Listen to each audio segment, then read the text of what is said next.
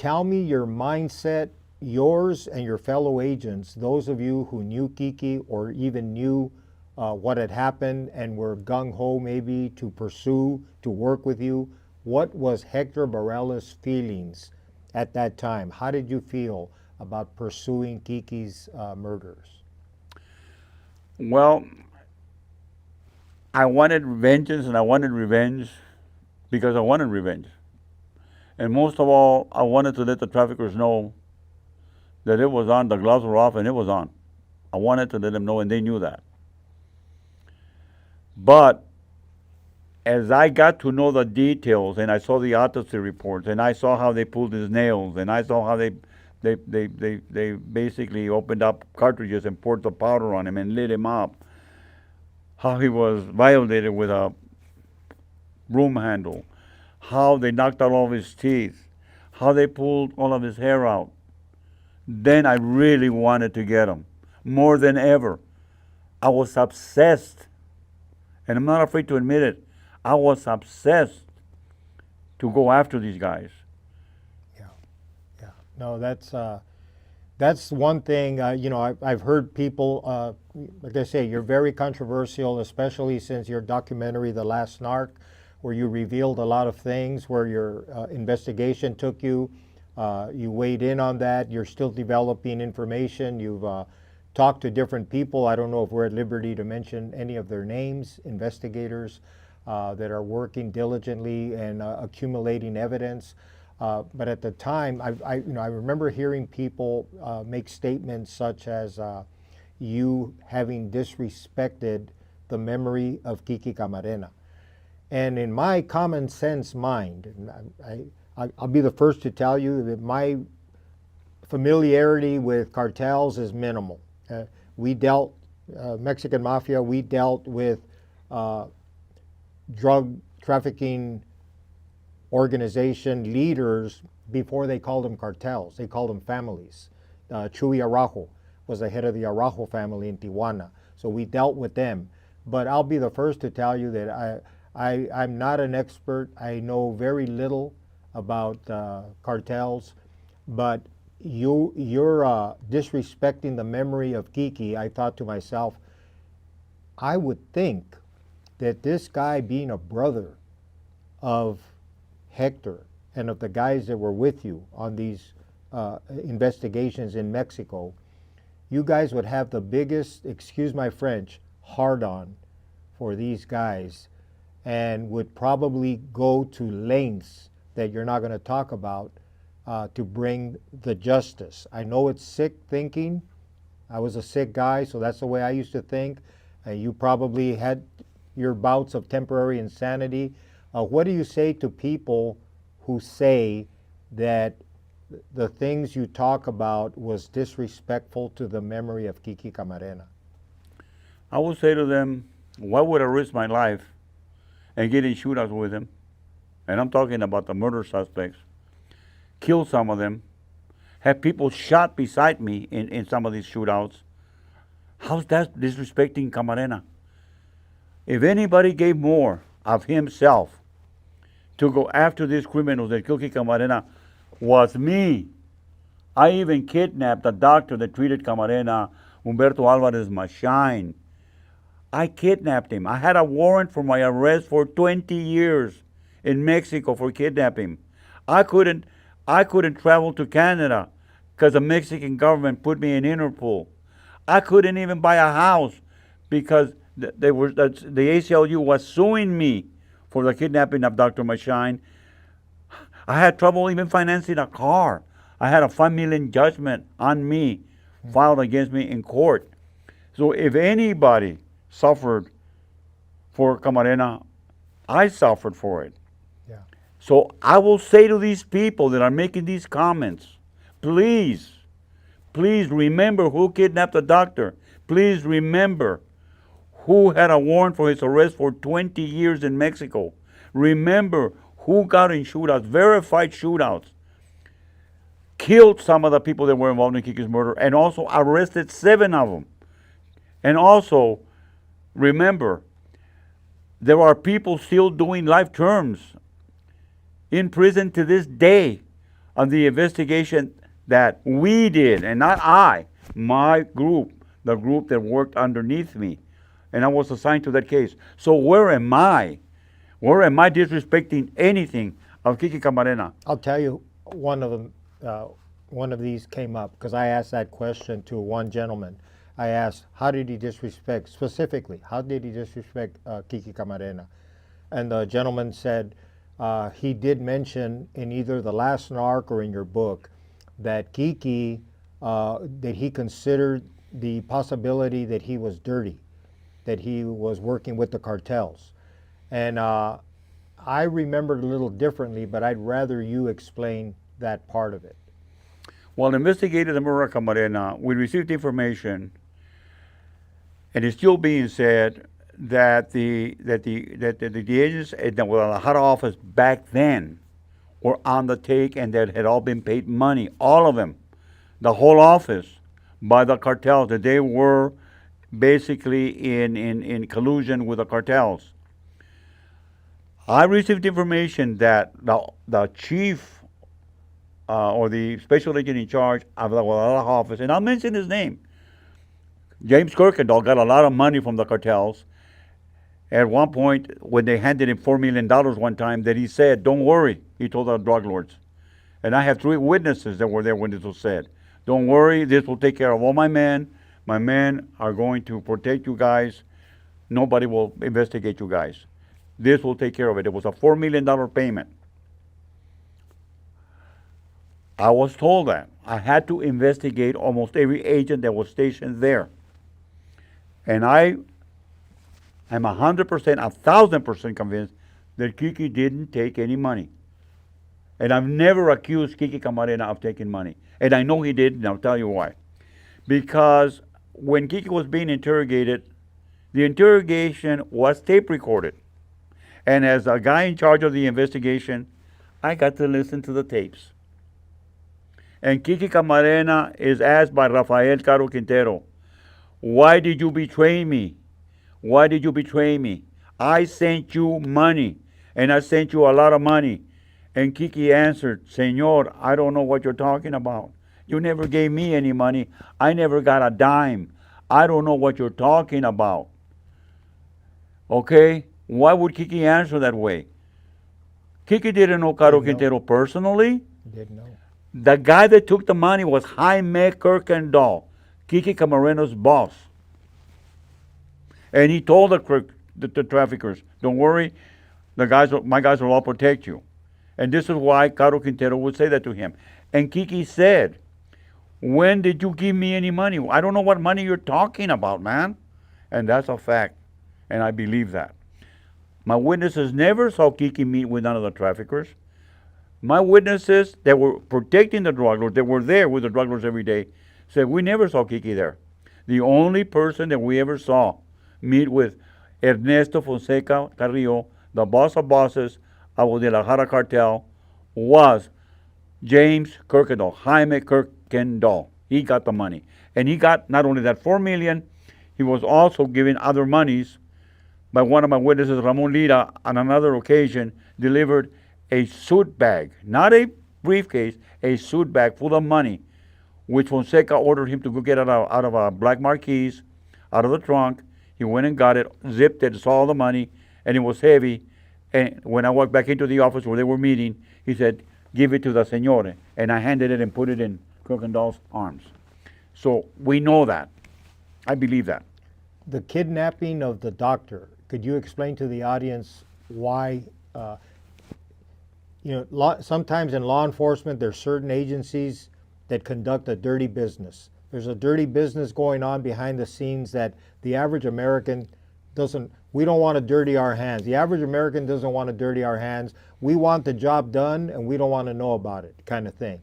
So I know that you know that is a dirty business. I work with DEA on some questionable apprehensions as well, and that I'll never talk about, and my handlers will never talk about it.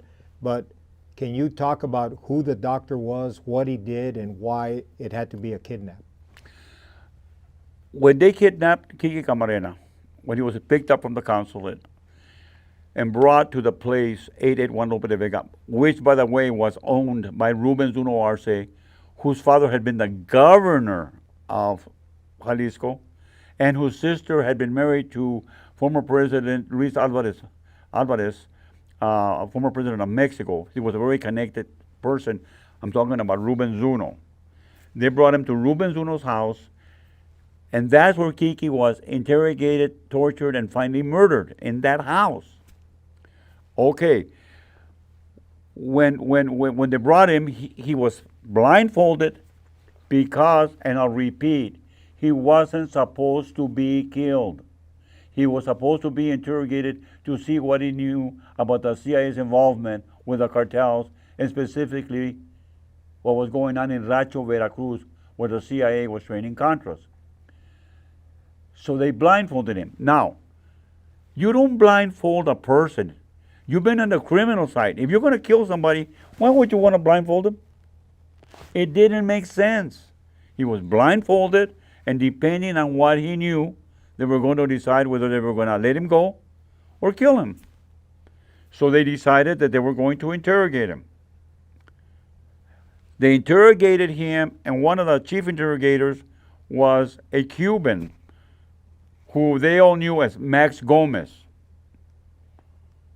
who later turned out to be Ismael Felix Rodriguez, who is being protected to this date. Jaime Kirkendall was not there when Kiki was being interrogated. Kirkendall was at a meeting the night before at Caro Quintero's ranch, where they decided that the next morning they were going to pick up Kiki Camarena. All right, that's the way it happened. So I know why, if Kiki was on the take, why even pick him up? Why? Right. There was no reason.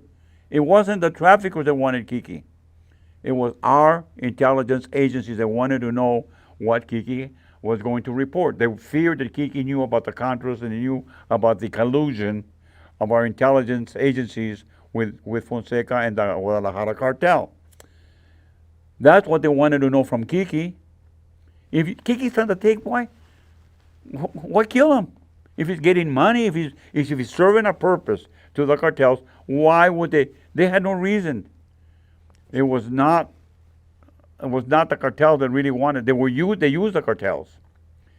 And we know who Felix Rodriguez is now. He was a very close friend of Old Man Bush, participated in the Bay of Pigs, participated in picking up Che Guevara, participated in Operation Phoenix in Vietnam. He's the one that interrogated Kiki Camarena, and he's being treated like a hero to this day. So what was the doctor's role? Oh, the doctor's role, well, when they started beating on him and burning him and everything else, it got out of hand.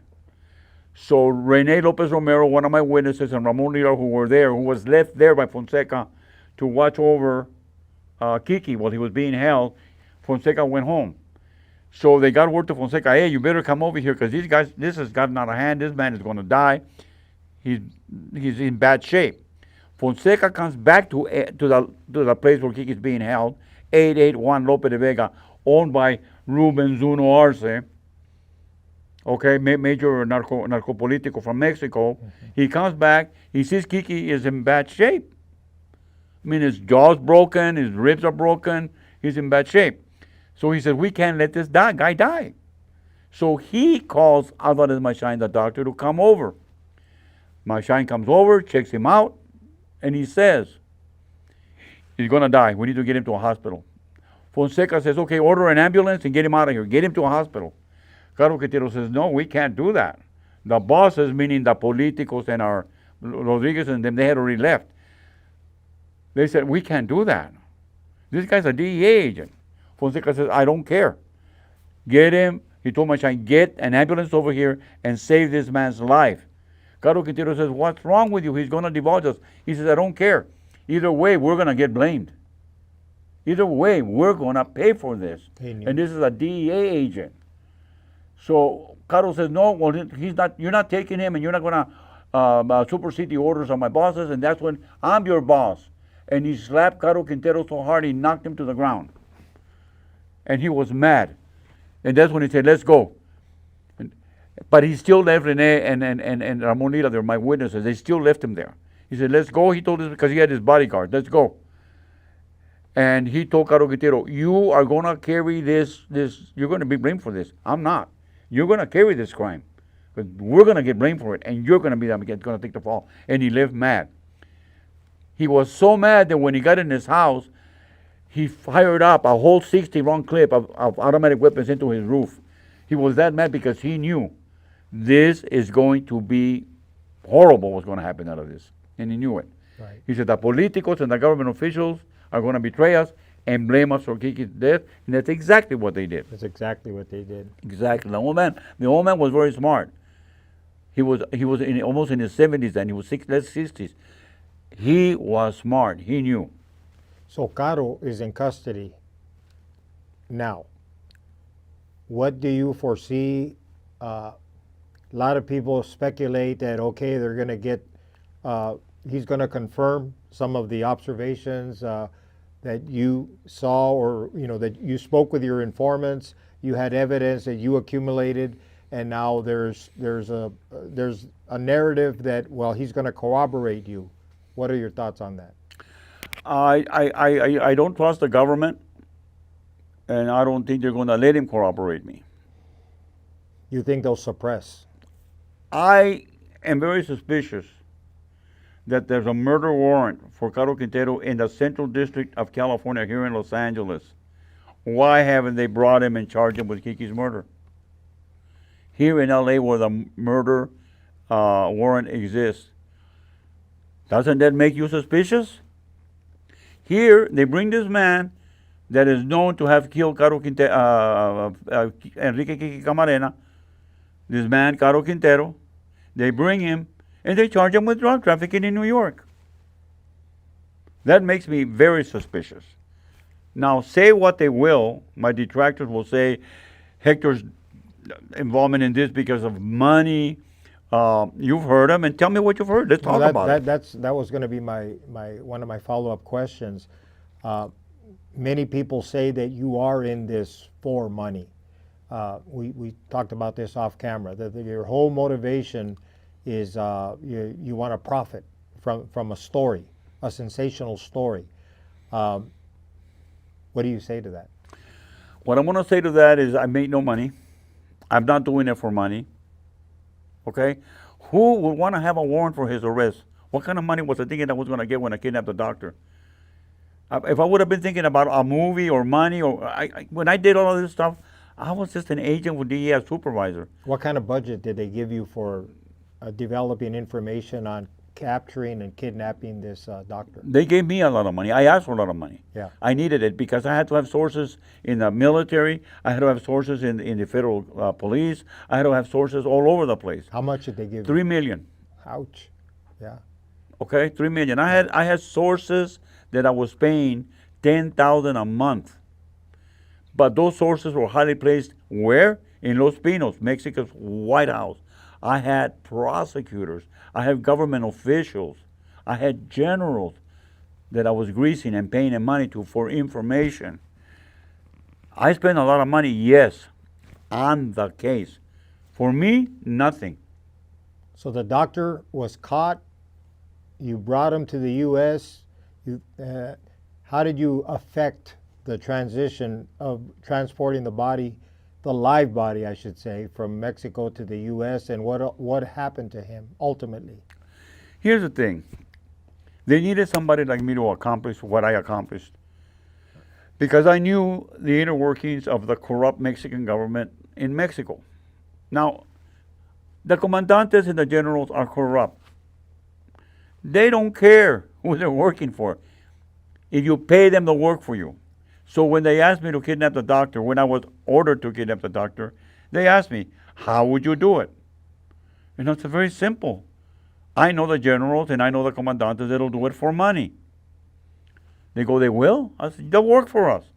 They're greedy people. They're like drug dealers. They don't care what they got to do to make money. They'll do it. They'll work for me like they work for Rafael Caro Quintero, like they work for Fonseca.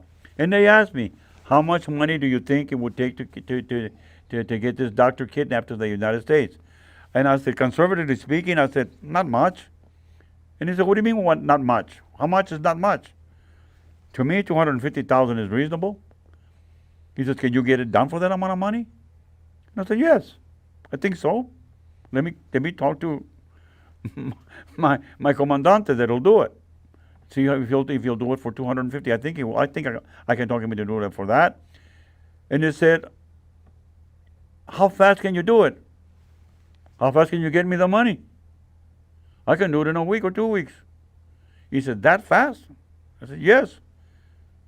Get me the money and I'll bring the general up here or the commandante up here and I'll tell him that we need to get this done and I'm not going to pay him until he brings the doctor over here. He says, do it.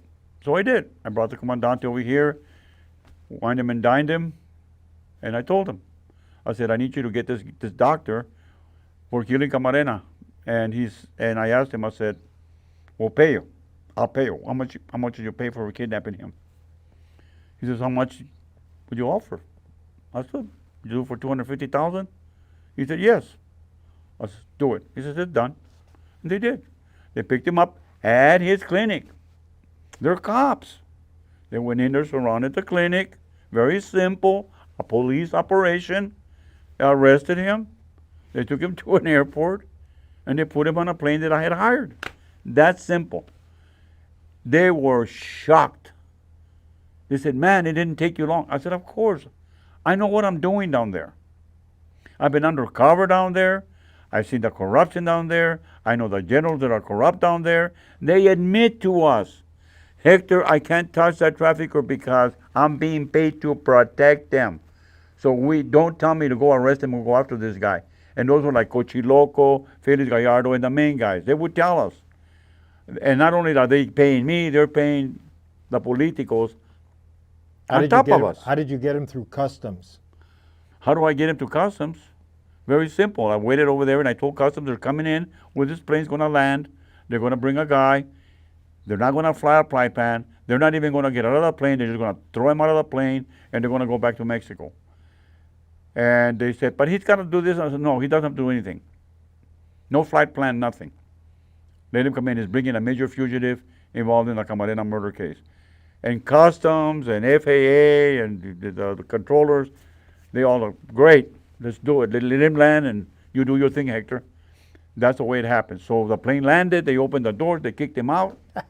And he landed on a tarmac. I ran up to him and I told him I was DEA and he was being arrested for Kiki's murder. He tried to shake my hand and I told him, no, I'm not going to shake your hand. Your hands are dirty. You had Kiki's blood on them. I'm not going to shake your hand. And I brought him in. So the plane was still taxiing? The plane, excuse me, never stopped. It slowed down and they threw him out and then they got up in the air again. And they kept going. Wow. Right. So he's in custody. He's going to get tried. Charges were filed, yes? Yes. And what happened?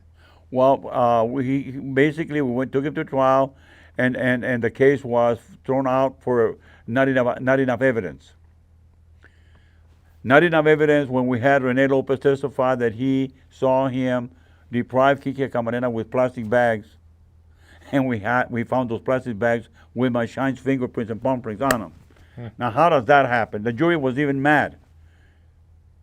Later we found out that the judge that let him go was appointed by George Bush.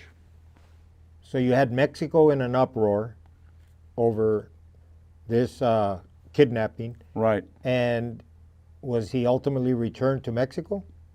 Yes. He was. And he was received like a they said David and Goliath type of situation. You know, he and David, he beat Goliath, the U.S.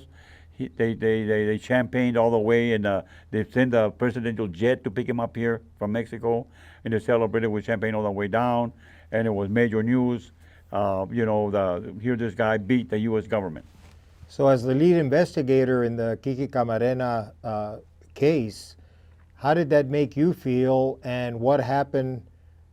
Did Mexico go after you, or? Yes, the president of Mexico, Salinas de Gortari, Salinas de Gortari, the president, Raúl was his brother. Carlos Salinas de Gortari came and asked for my extradition to Mexico because they had filed and got a warrant for my arrest. And of course they did because the DEA, after I kidnapped the doctor, went public and said that the kidnapping of the doctor was conducted by a rogue renegade agent, Hector Berrellez, without headquarters knowledge nor authorization. Right. So is that the official position? I mean, you were the sacrificial lamb, so to speak? Yes, I was thrown under the bus by my own government. Yes, absolutely 100%. So what happened? Was there a statute of limitations? The U.S. never extradited Yes, you. I was, to answer your question, I was wanted in Mexico for 20 years until after 20 years of warning, if I don't get arrested, it gets thrown out or dismissed. But yes, I was wanted in Mexico for 20 years for the kidnapping of the doctor. That's why I get so hurt when people say that I did it for money and that people don't know what I suffered. Yeah. You know what it cost me? It cost me a separation and a divorce because I couldn't even buy a car on credit. When you have a $5 million judgment, any lawyer will tell you, nobody's going to lend you any money. Nobody. I couldn't even buy a house. Right. So there's a lot of suffering that goes into what I did. And excuse me that I get emotional when I hear people say that I disrespected the Camarena family.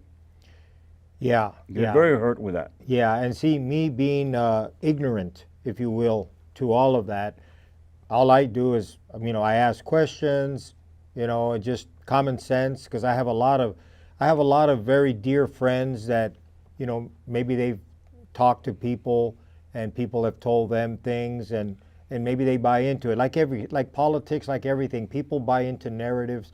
And but I also know many people that knew you. In fact, one of my handlers was Gil Avila. They called him Chili. Oh, I know Gil, yeah. Yeah, Gil was, I think you said he was your boss at one time. Yes, he was. Yeah, back then in the day, and Chili knows you. He knows you were a commendable agent. Paco has spoken up to. In fact, what Paco told me, he says there's a lot of young guys that weren't even around, and why would they weigh in? They're weighing in on something somebody else told them. So it becomes the logical he said kind of thing, and somewhere in this whole mess is the truth. My heart goes out to the Camarena family, and I know that you feel the same way. And there's people that'll say, geez, there's many agents that have died in the line of duty. I mean, what about them? It's true. I get it. That comes with the territory.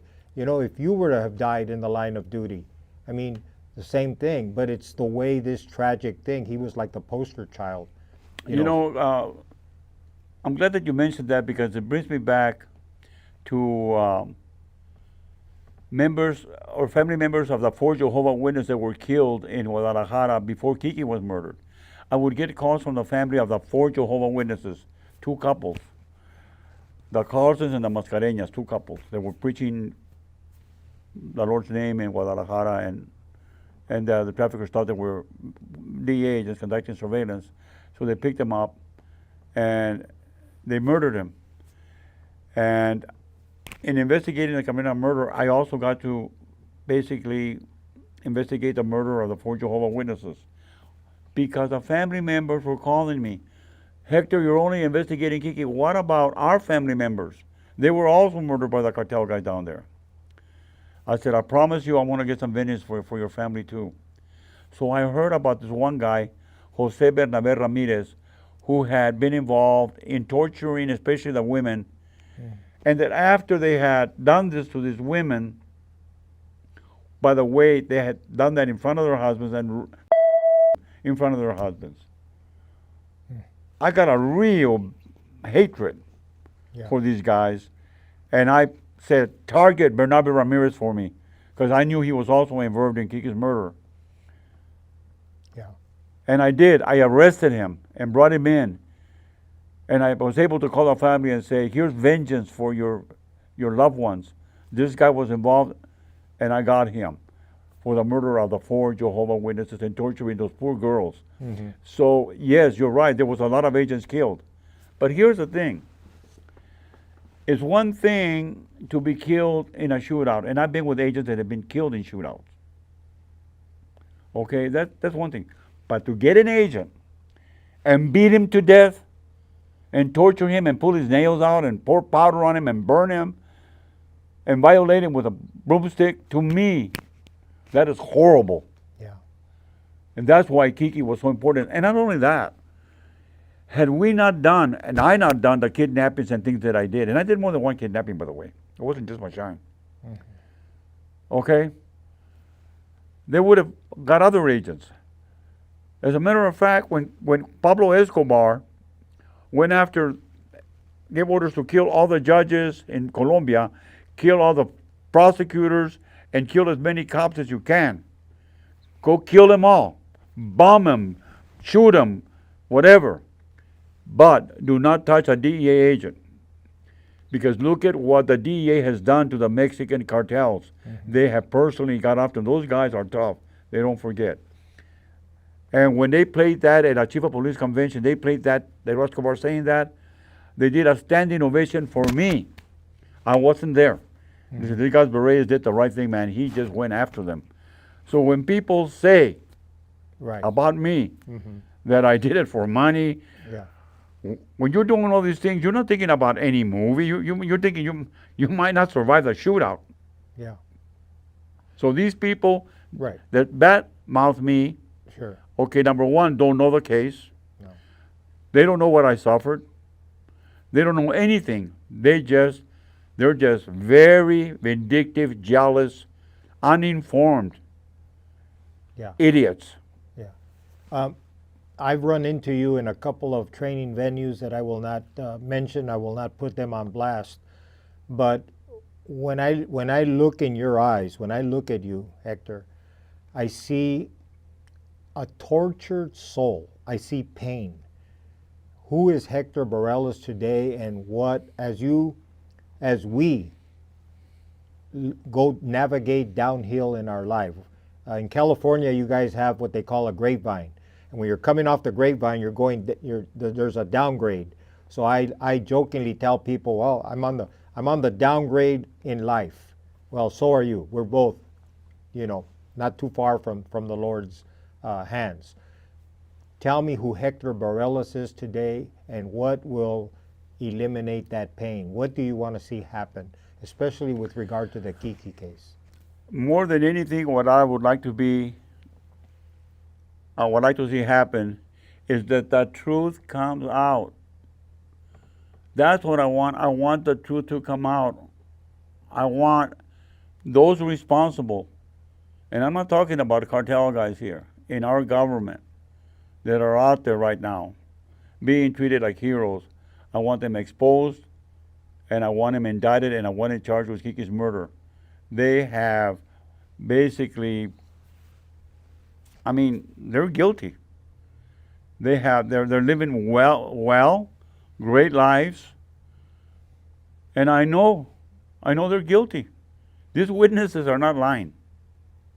And let me tell you something that I always state when people ask me, like you said, people say that you made it up, that you're doing it for money. Let me tell you something. If I had induced anybody to lie, especially the witnesses that gave their story or their statements in the Last Narc documentary, if I had done that, induced people to lie, especially in court and congressional hearings, because these guys, they testified to what they said in the Last Narc in federal judicial proceedings. Now, had I, as in charge of the investigation, told people to lie on the stand or to lie about this, I would be guilty of a very serious felony, which is called subornation of perjury. Correct. That's worse than committing perjury. Yeah. Now, and if we're liars, as they say, that it's not true, then why are we not in jail? I am accusing the U.S. government of involvement in Kiki's murder. I know how serious that is. Right. Do you think I would risk my life and go to prison? Especially at my age? Are you kidding me? I know it's the truth. But yet they say, Hector's doing it for money. He's disrespecting the family. All that is being said by jealous, uninformed idiots. How would you handle if you were interrogating, questioning Caro Quintero today? How would you handle that? First of all, I would sit down with him and say, with all due respect, all I want is the truth. Tell me the truth. Who was there? And ask him, I've been told that Felix Rodriguez, do you know Felix Rodriguez? And see what he answered. What's in it for him? What could you do besides liberty? You cannot let the guy go. He's gonna die behind bars. What incentive is in for him to tell you the truth? The only incentive would be if he was charged with the death penalty. Nobody wants to die tomorrow. And whatever life he's got left, whether it be 10 years, we don't know, 15 years, Sure. He'd rather be there in a prison than 6 foot under. So I would say to him, first of all, I would work with the prosecutors and say, let's get the truth out of what really happened. Let's offer him a life sentence instead of the death penalty. Tell him, we'll eliminate the death penalty off of you, but we're not gonna, we'll give you a life sentence, but we want the truth, and we want the truth with evidence. Right. That's what I would tell Caro Quintero right now.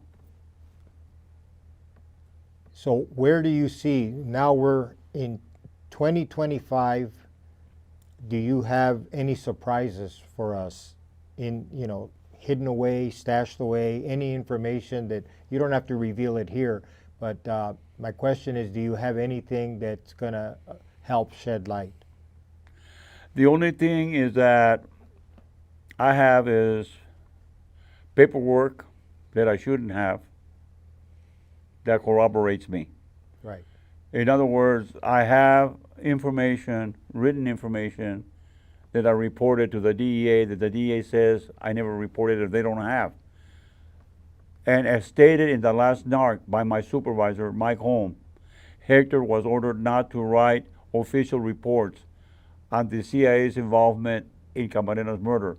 He was told to write that information in memorandums, because a memorandum is not a numbered official report of investigation. A memorandum is just like a report, inter-office report, but they were stamped top secret.